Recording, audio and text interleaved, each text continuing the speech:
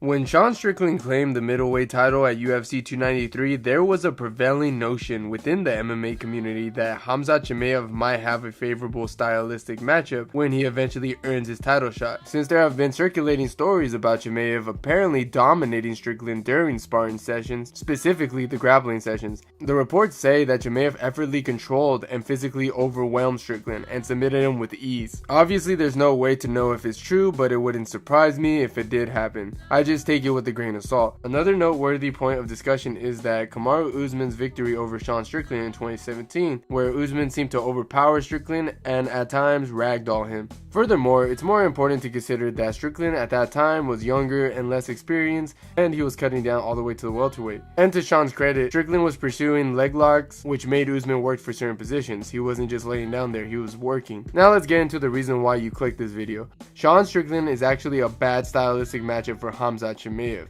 And you're probably like, but friction, how? If he got ragdolled by Usman and allegedly got ragdolled by Khamzat in sparring. Stop talking!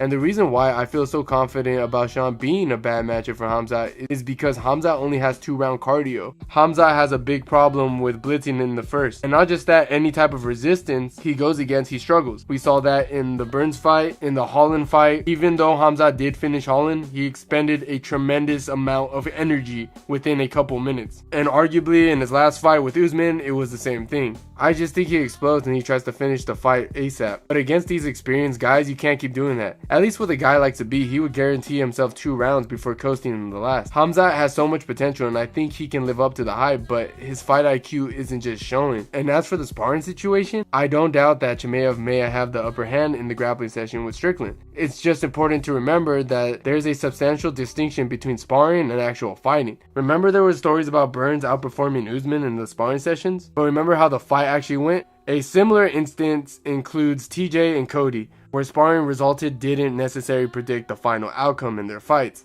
Now, if Khamzat can't finish Sean Strickland in the first 2 rounds, he's most likely in trouble. Strickland consistently spars, maintaining razor-sharp reflexes and impressive hand-blocking skills. His speed, his accuracy, and efficiency in striking are exceptional. On the other hand, Khamzat's boxing skills are mediocre at best, lacking head movement, suffering from poor cardio. I can't help but envisioning Strickland capitalizing on the 5th round, gradually wearing Khamzat down, and securing a late TKO in the 4th round. While it's clear that in MMA anything can happen, suggesting that Khamzat would easily dominate Sean is quite goofy to me. Sean Strickland deserves more credit. It's worth knowing that the MMA community once thought a Boost and Izzy would easily defeat Strickland, and how did that go? We shouldn't be doubting Sean Strickland's abilities anymore. Anyways guys, those are my thoughts. What do you guys think? Let me know in the comments down below, and if you enjoyed the video, please leave a like and don't forget to subscribe to the channel if you haven't already, and I'll see you guys on my next one.